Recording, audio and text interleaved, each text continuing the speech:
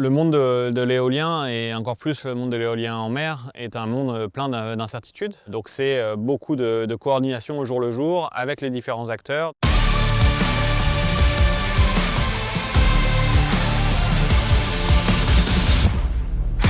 Siemens Gamesa est leader mondial de l'éolien en mer et installe des éoliennes depuis plus de 30 ans. Siemens Gamesa a installé plus de 5000 éoliennes en mer et aujourd'hui nous travaillons à l'installation du projet du UE Noirmoutier depuis le port de Saint-Nazaire. En tant que maître d'œuvre sur le projet, on vient avec nos propositions, notre configuration optimale et on la présente aux acteurs de la place portuaire, évidemment les équipes du Grand Port Maritime, notre manutentionnaire Sogebras, également les partenaires sociaux. On affine pour prendre au mieux compte des contraintes présentes dans le port.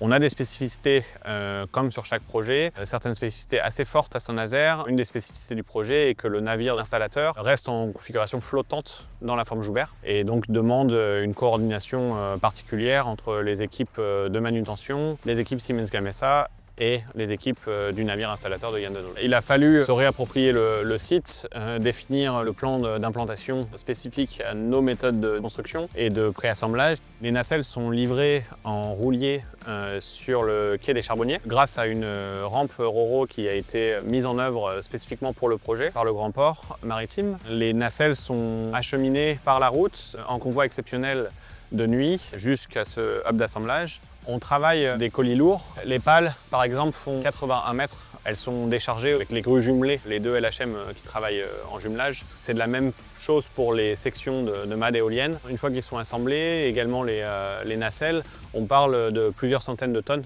pour chaque élément. Nous chargeons les éoliennes à bord du navire installateur. Les pales sont chargées à la fois par la grue de bord du navire, mais également en tandem lift avec une des grues portuaires, une des LHM présentes sur site. Donc ça demande une forte coordination pour réaliser ces activités minutieuses. Nous avons des discussions avec le Grand Port de manière générale sur le développement du port et les besoins associés aux nouvelles générations. Aujourd'hui, en France, les prochains projets qui sont à attribuer par l'État seront installés après 2030 et verront des nouvelles générations d'éoliennes être mises en œuvre. Nous ne doutons pas que le Grand Port Maritime de Nantes-Saint-Nazaire se positionnera, de par sa position stratégique sur la façade atlantique, notamment dans les travaux de planification spatiale qui ont été réalisés ces dernières années pour développer une offre qui sera compétitive pour mettre en œuvre des éoliennes de plus grande dimension et de poids plus important.